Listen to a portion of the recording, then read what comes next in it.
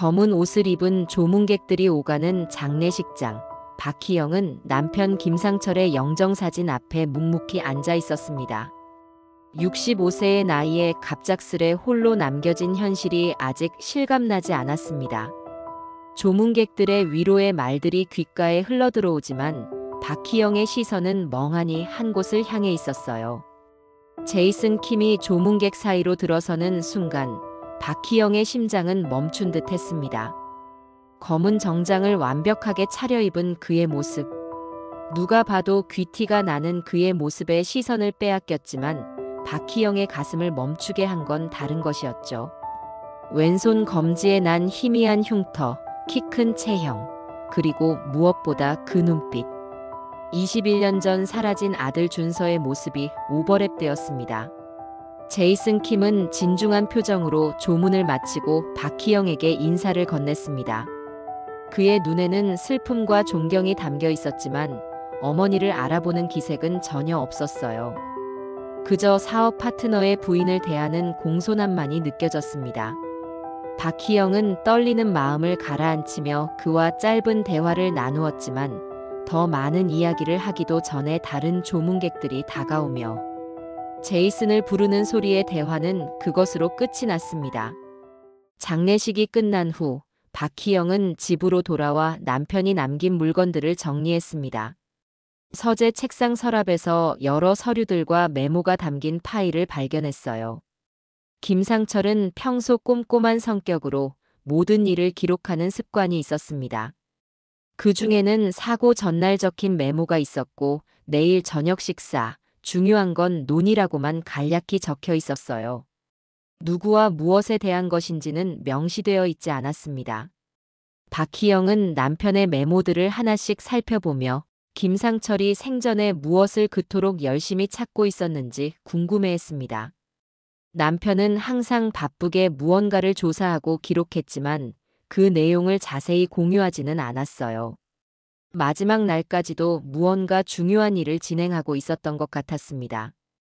창밖으로 어둠이 내려앉은 도시의 불빛들이 반짝이는 것을 바라보며 박희영은 21년 전 일을 떠올렸습니다. 대학생이던 준서는 태풍이 오던 여름 해안가 도시재생 실습 중 건물 붕괴 사고로 실종되었고 그 후 온 가족이 무너져 내렸어요. 친구들은 붕괴 직후 준서가 탈출하려다 인근 방파제 쪽으로 달려간 것을 보았다고 했고 태풍 영향으로 파도가 높았던 그날 준서가 바다에 빠졌다고 판단할 수밖에 없었습니다. 준서는 돌아오지 않았고 결국 모두가 희망을 접었지만 박희영은 한시도 아들을 잊은 적이 없었습니다. 서재 한켠에 놓인 준서의 사진을 바라보았습니다. 20살의 준서는 환한 웃음을 짓고 있었어요. 왼손 검지에는 고등학교 목공 시간에 다친 흉터가 선명했습니다. 제이슨 킴의 손에 있던 그 흉터와 똑같은 자리였습니다. 박희영은 남편이 남긴 메모와 자료들을 하나하나 살펴보았습니다. 그 속에는 무언가 중요한 단서가 숨겨져 있을지도 모른다는 직감이 들었어요. 밤이 깊어갈수록 박희영의 마음속에는 결심이 굳어갔습니다. 내일부터 제이슨 킴을 만나기 위해 그의 회사를 찾아갈 것입니다. 만약 그가 정말 준서라면 왜 가족을 찾지 않았는지, 왜 기억을 잃었는지 알아내야 했어요.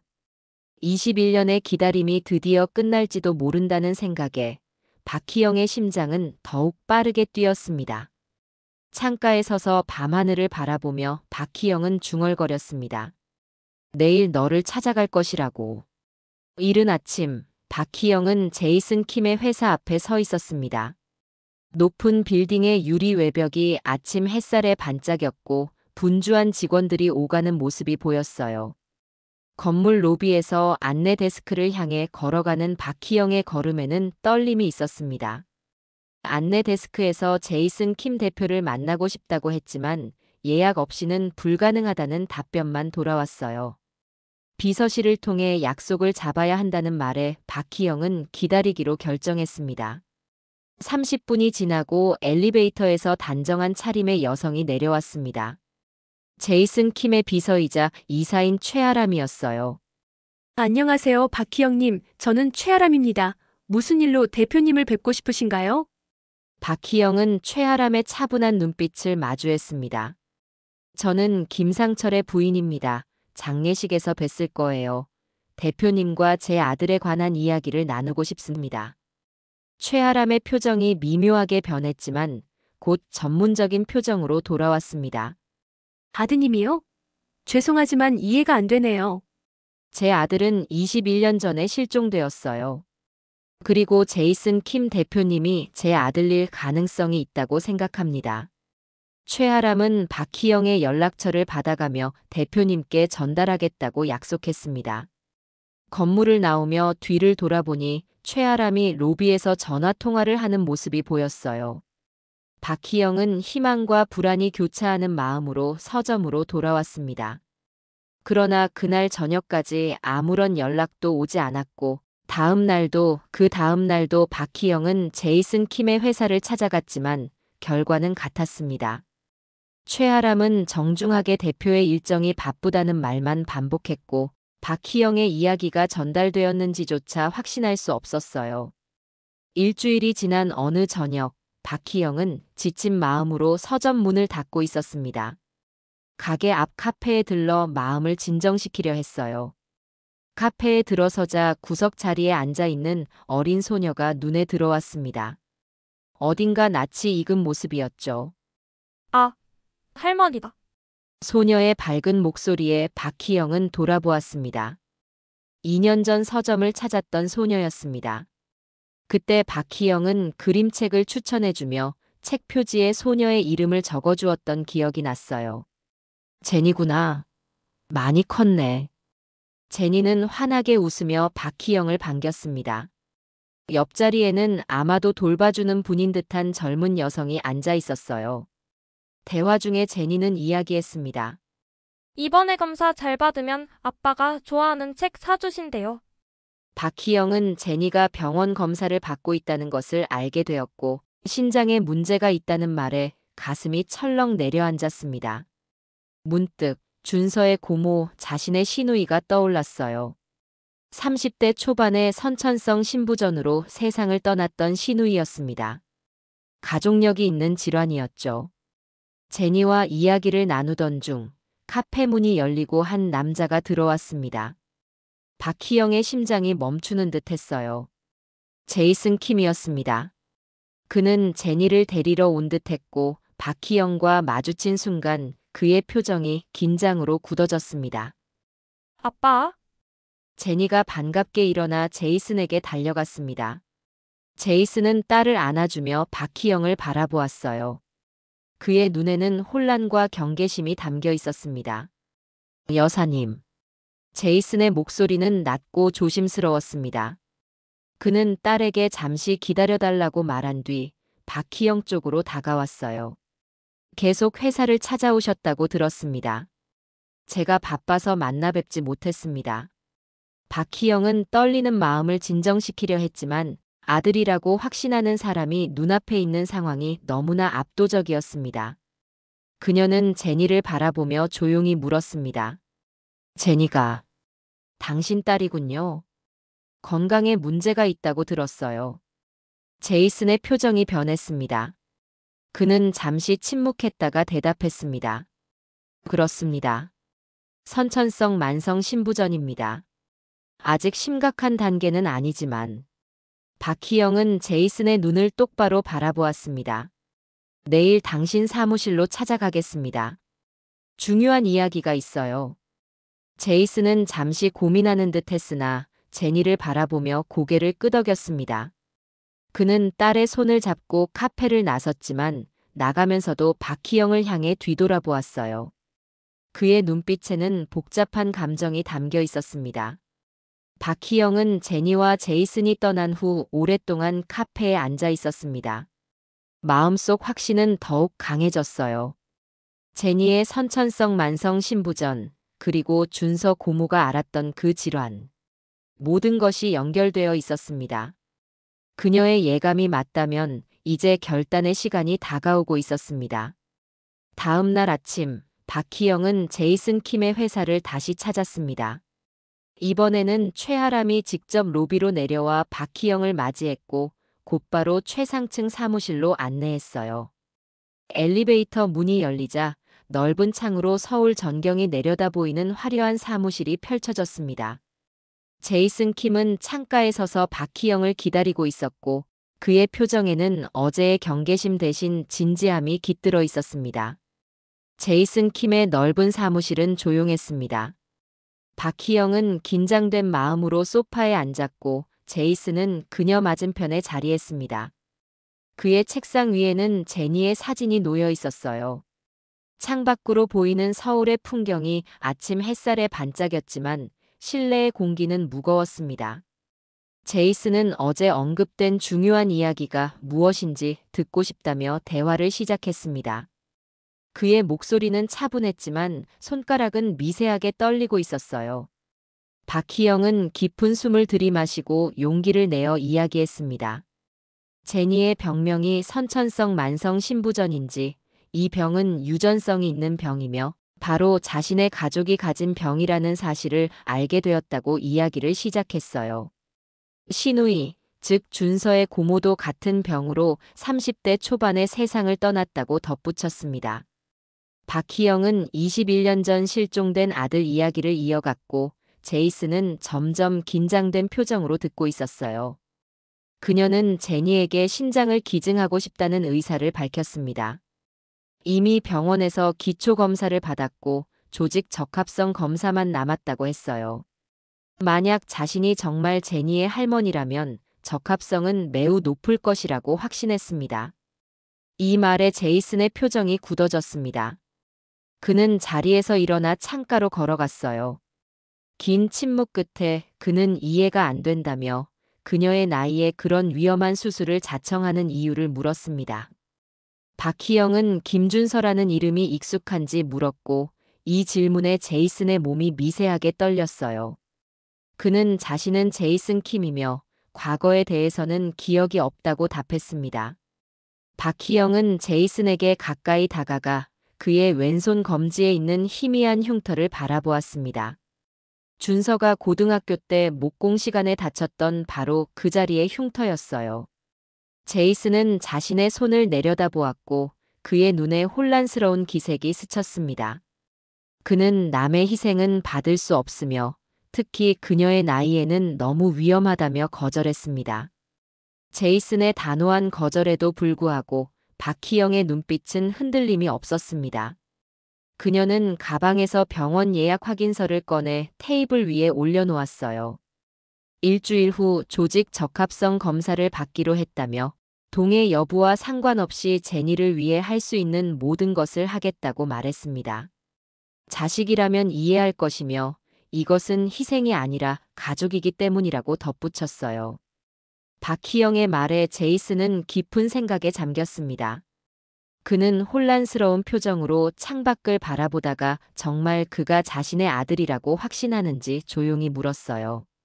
박희영은 처음 그를 보는 순간부터 알았다고 했습니다. 어머니는 21년이 지났어도 자신의 아들을 알아보는데 단 1초도 걸리지 않는다고 말했어요. 제이슨은 말없이 박희영을 바라보았습니다. 그의 얼굴에는 의심과 혼란, 그리고 희미한 가능성에 대한 두려움이 교차했어요. 마침내 그는 확인이 필요하다면 DNA 검사를 할 수 있다고 제안했습니다. 하지만 그 결과와 상관없이 신장 기증은 재고해달라고 부탁했어요. 다른 방법이 있을 것이라고 했습니다. 그날 오후 제이슨은 비밀리에 DNA 검사를 의뢰했습니다. 그는 박희영의 이야기가 사실인지 확인하고 싶었어요. 한편 제니의 상태는 점점 악화되고 있었고 급기야 응급실에 실려가는 상황까지 벌어졌습니다. 제이슨은 밤새 병원에서 딸의 곁을 지켰고 의사들은 이제 이식이 시급하다고 말했어요. 제이슨의 머릿속에는 혼란스러운 생각들이 교차했습니다. 박희영의 주장, 김상철과의 관계, 그리고 이상하게도 친밀감을 느꼈던 그 서점. 기억의 파편들이 조금씩 떠오르는 듯 했지만 여전히 선명하지 않았어요. 그는 제니의 작은 손을 잡고 깊은 생각에 잠겼습니다. 만약 박희영의 이야기가 사실이라면 제니는 할머니의 도움으로 살 수 있을지도 모릅니다. 하지만 거짓이라면 연로한 여성의 건강을 위험에 빠뜨리는 일이 될 수도 있었죠. 그날 밤 제이슨은 괴로운 꿈을 꾸었습니다. 꿈속에서 따뜻한 손길이 그의 이마를 쓰다듬었고 누군가 책을 읽어주는 목소리가 들렸어요. 눈을 떴을 때 그는 병원 의자에 앉아 있었고 제니는 여전히 깊은 잠에 빠져 있었습니다. 제이슨은 옛 기억 속 어머니의 손길이 박희영의 손과 겹쳐지는 느낌을 받았습니다. DNA 검사 결과를 기다리는 이틀 동안 제이슨은 거의 병원을 떠나지 않았습니다. 제니의 상태는 점점 악화되어 의식이 저하되기 시작했고 의사들은 이식 수술이 시급하다고 재차 강조했어요. 박희영도 매일 병원을 찾아 제니의 곁을 지켰습니다. 처음에는 제이슨이 불편해했지만 시간이 지날수록 박희영의 존재가 묘하게 익숙하게 느껴졌어요. 병원 복도에서 박희영과 제이슨은 나란히 커피를 마시며 침묵을 지켰습니다. 둘 다 각자의 생각에 잠겨 있었죠. 제이슨은 이따금 박희영을 흘끔 바라보았고 그녀가 아들 준서의 어린 시절 이야기를 조용히 들려줄 때면 머릿속에서 희미한 기억의 파편이 반짝이는 듯 했습니다. 그날 저녁 병실 한쪽에서 박희영이 잠든 제니 옆에 앉아 조용히 책을 읽어주는 모습을 보았습니다. 그 순간 제이슨의 머릿속에 강렬한 기억이 떠올랐어요. 10살 즈음 감기로 알아 누웠을 때 어머니가 똑같은 자세로 책을 읽어주던 장면이었습니다. 같은 낮은 목소리, 같은 다정한 손길. 심장이 빠르게 뛰기 시작했어요. 제이슨은 병실 밖으로 나와 벽에 기대어 섰습니다. 숨이 가빠지고 식은땀이 흘렀어요. 기억의 파편들이 하나둘 모여들기 시작했습니다. 대학생 시절 도시재생 프로젝트에 참여했던 일, 실습 현장에서 느껴진 건물의 진동, 갑자기 들려온 천둥 같은 소리와 함께 무너져 내리는 벽, 그리고 정신없이 뛰어나가던 자신의 모습까지. 머리가 지끈거렸습니다. 다른 기억도 떠올랐어요. 거센 파도에 휩쓸려 의식을 잃었다가 깨어났을 때 낯선 어촌 마을의 노인이 자신을 돌봐주던 모습. 이름도 과거도 기억나지 않던 그 혼란스러운 시간들. 서서히 퍼즐 조각이 맞춰지는 느낌이었습니다. 제이슨은 숨을 고르며 안정을 찾으려 했지만 기억의 홍수를 막을 수 없었어요. 호주로 건너가 새 삶을 시작했던 시간, 제니의 어머니를 만나 결혼했던 날, 그리고 제니가 태어났을 때의 기쁨까지. 그의 인생은 두 개의 뚜렷한 조각으로 나뉘어 있었습니다. 김준서로서의 20년과 제이슨 킴으로서의 21년이었어요. 검사 결과가 나오기 전날 밤, 제니의 상태가 급격히 나빠졌습니다. 간호사들이 분주히 움직이는 가운데 제이슨은 병실 밖에서 초조하게 기다렸어요. 박희영이 그의 어깨에 손을 얹으며 괜찮을 거라고 말했습니다. 처음으로 그녀가 준서야라고 불렀을 때 제이슨은 그 이름이 자신의 것임을 깊이 인정하게 되었어요. 그 순간 어린 시절 가장 선명한 기억이 떠올랐습니다. 중학교 때 자전거에서 떨어져 다리를 다쳤던 날, 어머니가 달려와 그를 안아주며 준서야, 괜찮아라고 속삭이던 그 순간이었어요. 똑같은 목소리, 똑같은 온기.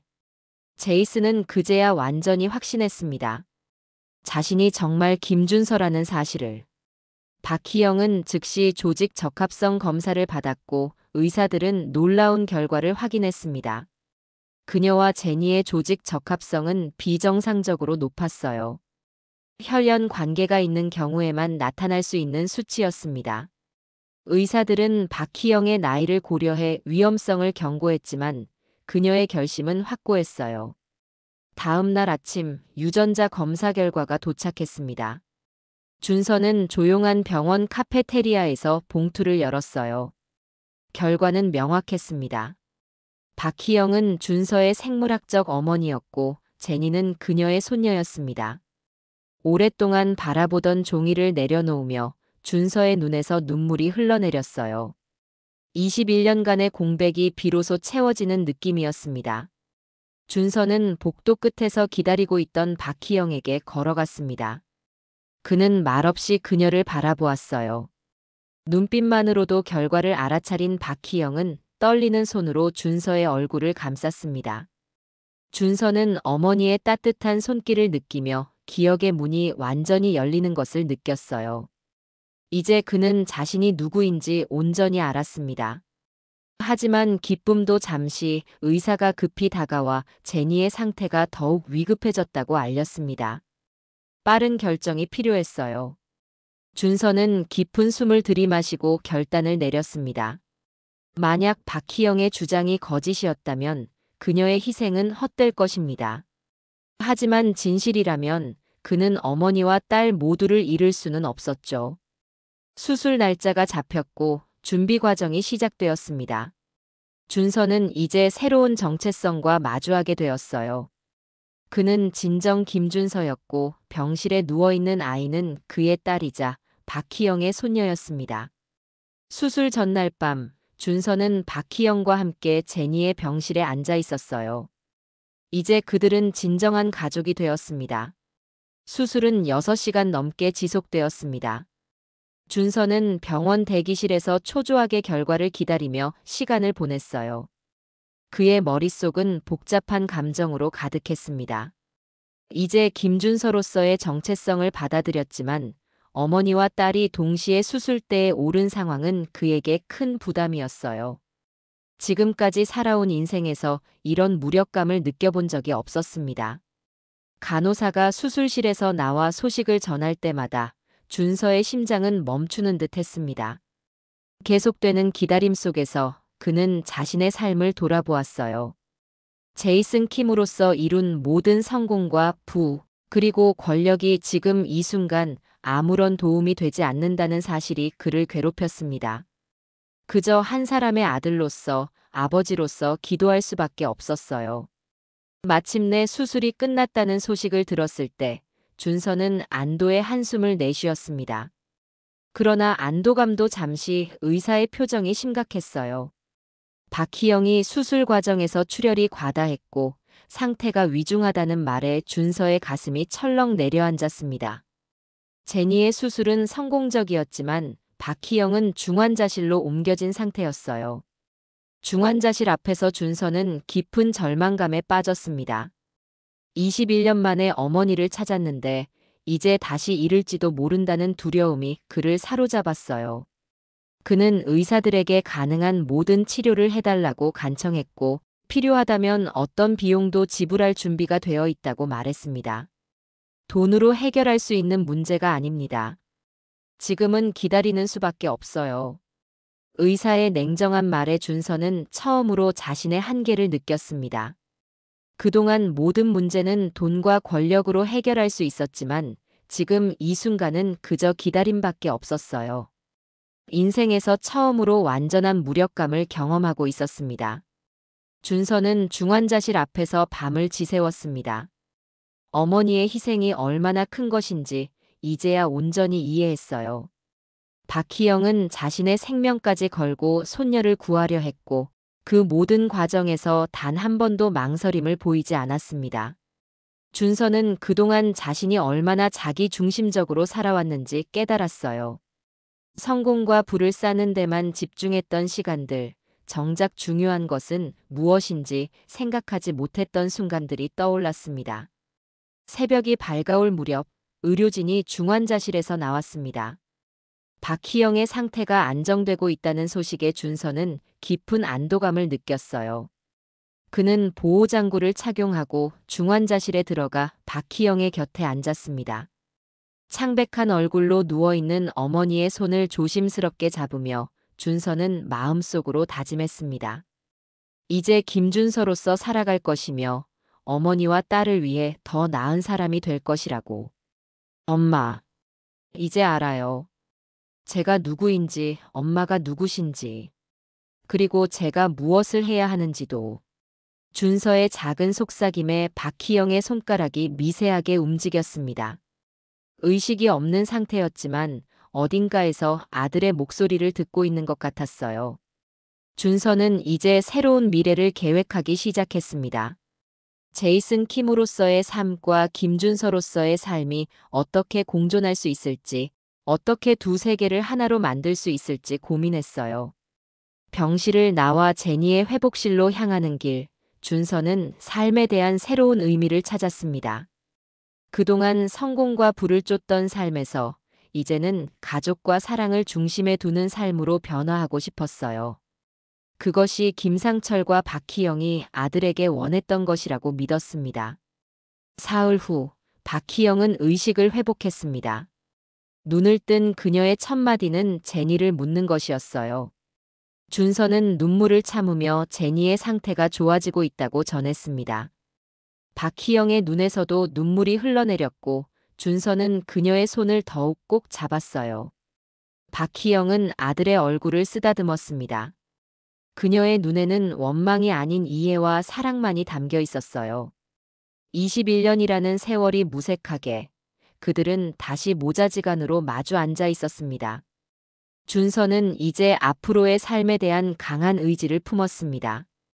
어머니의 희생과 사랑에 보답하기 위해 더 나은 아들로, 더 나은 아버지로 살아갈 것을 다짐했어요. 수술 후 2주일이 지났을 때 박희영은 일반 병실로 옮겨졌고 제니도 건강을 빠르게 회복하고 있었습니다. 의사들은 두 환자 모두 놀라운 회복세를 보인다며 기뻐했어요.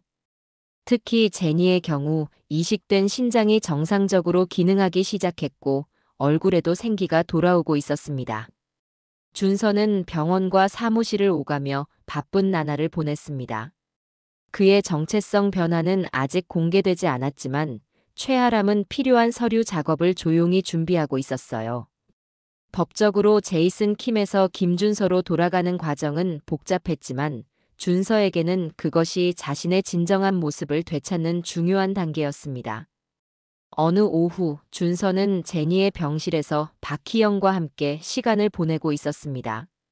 제니는 할머니가 들려주는 아빠의 어린 시절 이야기에 호기심 가득한 눈으로 귀를 기울였어요. 박희영은 준서가 어렸을 때의 추억들을 생생하게 들려주었고 제니는 그동안 알지 못했던 아빠의 모습에 매료되었습니다. 아빠도 책을 그렇게 좋아했어? 제니의 질문에 준서는 미소를 지었습니다. 책에 대한 사랑은 여전히 그의 일부였어요. 비록 제이슨 킴으로서의 삶에서는 그 취미를 뒤로 미뤄두었지만 내면 깊은 곳에서는 항상 문학을 사랑했던 김준서의 모습이 있었던 것입니다. 박희영은 아들과 손녀가 대화하는 모습을 바라보며 가슴이 따뜻해졌습니다. 21년의 공백을 뛰어넘어 그들은 이제 진정한 가족이 되어가고 있었어요. 제니는 할머니에게 받은 신장 덕분에 새 생명을 얻었고 준서는 잃어버린 정체성을 찾았습니다. 그러나 기쁨도 잠시, 준서는 갑자기 심각한 표정으로 변했습니다. 지금까지는 병원에서의 시간이 마치 현실과 분리된 것처럼 느껴졌지만 이제 사회로 돌아가 모든 것을 정리해야 한다는 사실이 그를 압박했어요. 제이슨 킴으로서의 삶과 김준서로서의 삶을 어떻게 조화시킬 것인지, 회사와 사회적 관계는 어떻게 할 것인지 수많은 질문이 머릿속을 맴돌았습니다. 박희영은 아들의 고민을 눈치챘습니다. 그녀는 조용히 준서의 손을 잡아주었어요. 말로 표현하지 않아도 어머니는 아들의 마음을 이해하고 있었습니다. 준서는 어머니의 따뜻한 손길에서 용기를 얻었어요.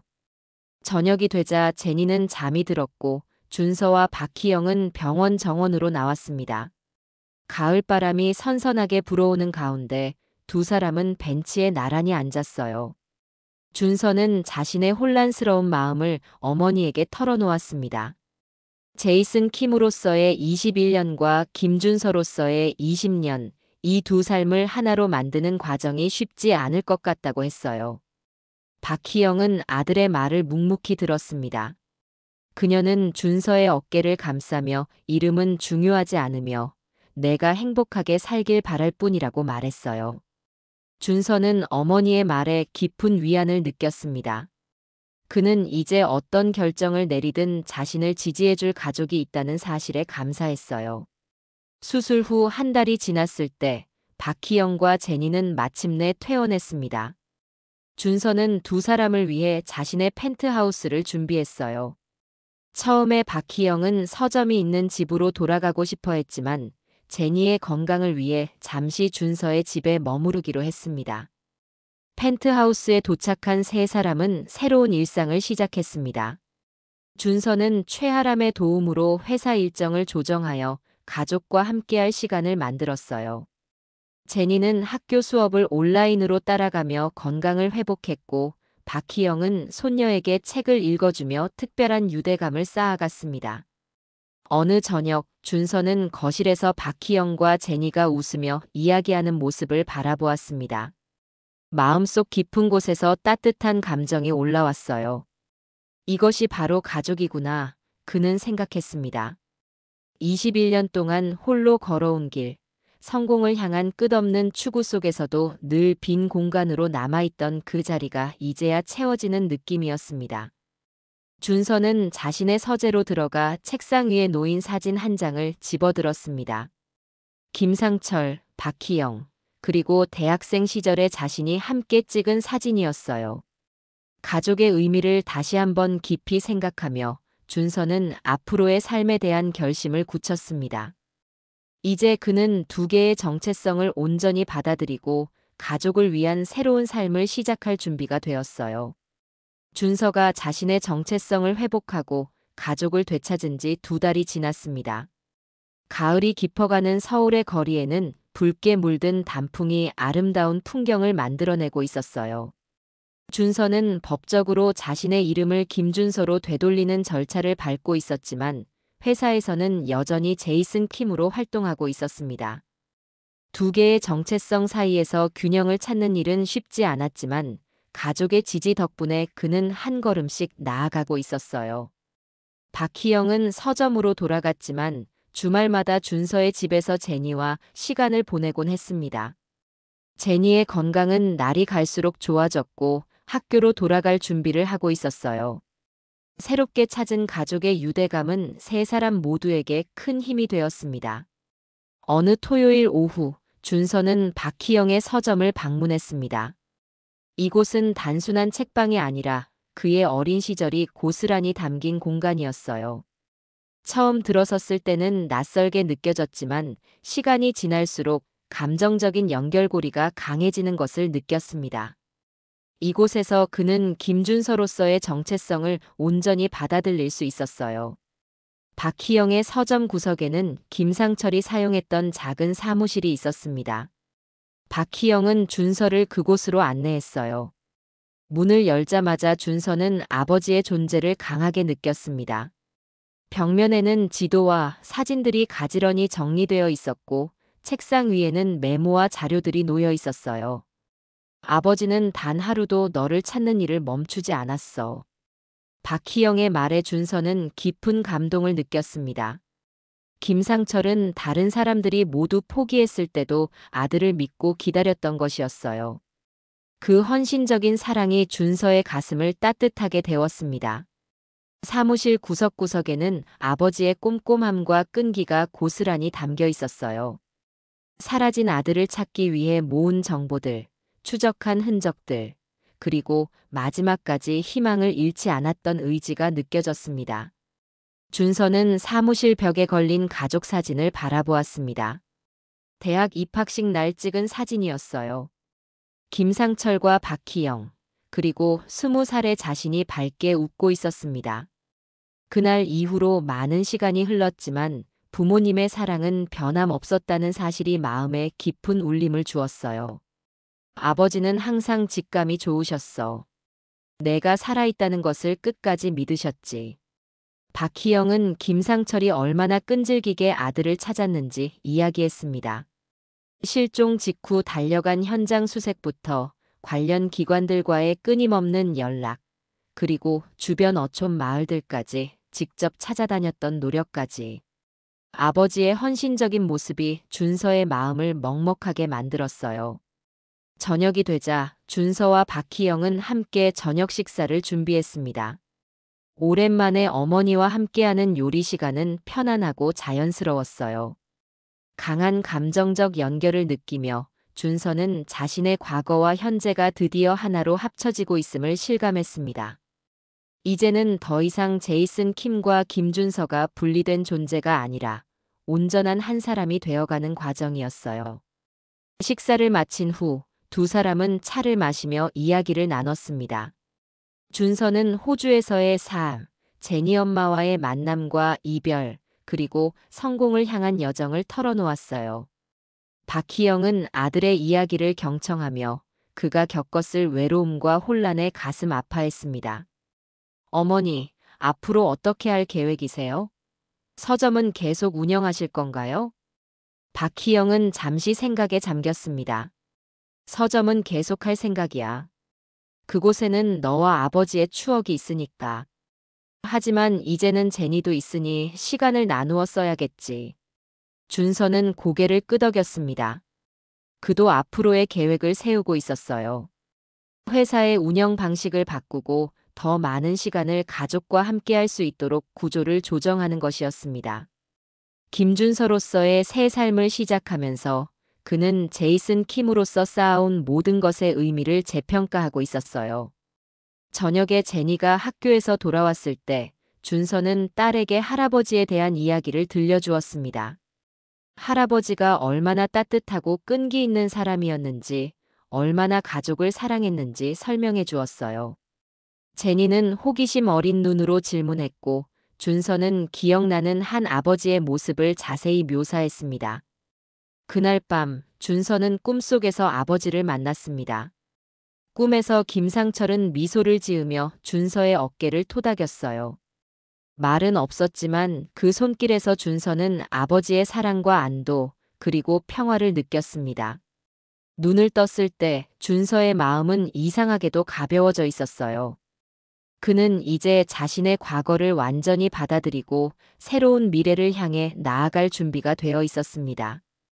준서는 회사의 대형 회의실에 앉아 최아람과 경영진들을 기다리고 있었습니다. 테이블 위에는 지난 몇 주간 준비한 회사 구조 조정안과 함께 자신의 정체성 변화에 관한 문서들이 놓여 있었어요. 심호흡을 하며 마음을 가다듬는 준서의 얼굴에는 결연한 표정이 서려 있었습니다. 회의가 시작되고 준서는 담담하게 자신의 이야기를 풀어냈습니다. 21년 전 실종된 김준서였던 자신이 어떻게 기억을 잃고 제이슨 킴이 되었는지, 그리고 최근 어떻게 진실을 알게 되었는지를 설명했어요. 회의실에는 놀라움과 당혹감이 가득했지만 최아람의 지지 덕분에 분위기는 차분하게 유지되었습니다. 앞으로 저는 법적으로 김준서라는 이름을 사용할 것입니다. 하지만 회사의 안정을 위해 대외적으로는 당분간 제이슨 킴이라는 이름을 병행할 예정입니다. 준서의 발표가 끝나고 경영진들은 각자의 생각을 나누었습니다. 대부분은 충격을 받았지만 준서의 솔직한 태도와 앞으로의 비전의 지지를 표했어요. 회의는 예상보다 원만하게 마무리되었고 준서는 큰 짐을 내려놓은 듯한 해방감을 느꼈습니다. 저녁, 준서는 박희영의 서점에 들렀습니다. 어머니는 마침 서점 정리를 마치고 있었어요. 준서는 회사에서 있었던 일을 이야기했고 박희영은 아들의 결정을 지지했습니다. 제니도 학교를 마치고 서점에 합류했고 세 사람은 함께 시간을 보냈습니다. 저녁 식사 후 준서는 어머니의 서재를 둘러보고 싶다고 말했습니다. 박희영은 잠시 망설이더니 서점 뒤편의 작은 문을 열어주었어요. 그곳은 김상철이 생전에 늘 있었던 공간이었습니다. 준서는 조심스럽게 들어서며 아버지의 흔적을 느꼈습니다. 서재 안은 놀랍도록 정돈되어 있었습니다. 준서가 가까이 다가가자 눈에 띄는 파일 하나가 보였어요. 제이슨 킴 프로젝트라고 라벨이 붙어 있었습니다. 그 안에는 그를 제이슨 킴으로서 추적했던 모든 기록이 있었어요. 사진, 신문 기사, 일정표, 그리고 무엇보다 중요한 DNA 검사 준비를 위한 자세한 계획까지. 김상철은 단순한 의심을 넘어 과학적으로 검증하려 했던 것입니다. 파일 깊숙한 곳에서 준서는 봉인된 편지 한 통을 발견했습니다. 봉투에는 준서에게 마이너스 진실을 알게 되면 열어보기라고 적혀 있었어요. 떨리는 손으로 편지를 꺼내 펼치자 김상철의 정갈한 필체가 눈에 들어왔습니다. 준서야, 내가 이 편지를 읽고 있다면 내 추측이 맞았다는 뜻이겠구나. 처음 제이슨 킴을 만났을 때 나는 내 눈빛을 알아봤단다. 세상 사람들은 모를지 몰라도 아버지는 아들을 알아보는 법이지. 왼손 검지의 흉터, 말투, 그리고 무엇보다 내가 항상 가졌던 그 따뜻한 마음까지. 모든 것이 너를 가리키고 있었어. 내가 너에게 다가가지 못한 것은 내가 스스로 진실을 찾아야 한다고 생각했기 때문이야. 강요된 진실은 결코 온전히 받아들일 수 없으니까. 하지만 이제 내가 알게 되었다면 우리 가족은 다시 하나가 될 수 있겠구나. 엄마를 잘 돌봐주렴. 그리고 내 자신도. 항상 너를 사랑했고 앞으로도 영원히 사랑할 것이다. 마이너스 아빠가. 준서의 눈에서 눈물이 흘러내렸습니다. 아버지는 이미 알고 있었습니다. 사업 파트너로 만난 그 순간부터 김상철은 제이슨 킴이 자신의 아들임을 직감했던 것이었어요. 그리고 서서히 증거를 모으며 확신을 얻어갔지만 준서 스스로 깨닫기를 기다려주었던 것입니다. 준서는 편지를 가슴에 안았습니다. 아버지의 마지막 선물 같았어요. 김상철은 얼마나 치밀하게 준비했는지 파일 속에는 DNA 검사를 위한 연구소 예약 내역까지 포함되어 있었습니다. 사고 전날 저녁 식사 약속은 바로 이 검사에 대해 이야기하기 위한 것이었음이 명백했어요. 서재를 나오며 준서는 어머니와 제니에게 아버지의 편지에 대해 이야기했습니다. 박희영의 눈에서는 눈물이 흘러내렸고 제니는 할아버지의 이야기에 감동했어요. 준서는 이제 김상철의 유산을 이어받아 가족의 이름과 자부심을 되찾을 준비가 되어 있었습니다. 밤이 깊어가고 준서는 제니를 데리고 집으로 돌아갈 준비를 했습니다. 박희영은 문 앞까지 두 사람을 배웅하며 이마에 키스했어요. 그녀의 눈에는 행복의 눈물이 맺혀 있었습니다. 내일 다시 올게요, 엄마. 준서의 말에 박희영은 고개를 끄덕였습니다. 이제 그들에게는 내일이 있었고 그 내일은 함께하는 시간이 될 것입니다. 21년의 공백을 뛰어넘어 그들은 진정한 가족으로 다시 태어났어요. 차를 타고 집으로 향하는 길, 준서는 백미러로 서점을 바라보았습니다. 작은 불빛이 켜진 그곳은 이제 단순한 서점이 아닌 그의 뿌리이자 시작점이었어요. 제니는 조용히 창밖을 바라보다가 아빠에게 물었습니다. 아빠, 우리 정말 행복해질 거야? 준서는 딸의 손을 꼭 잡았습니다. 그래, 우리는 이미 행복해. 함께 있으니까. 밤하늘의 별들이 그들의 여정을 지켜보는 가운데 준서는 마음속으로 다짐했습니다. 이제 더 이상 도망치지 않고 과거와 현재를 모두 품은 채 미래를 향해 나아갈 것입니다. 제이슨 킴과 김준서 두 사람의 여정은 이제 하나로 합쳐져 새로운 이야기를 써내려갈 것이었어요.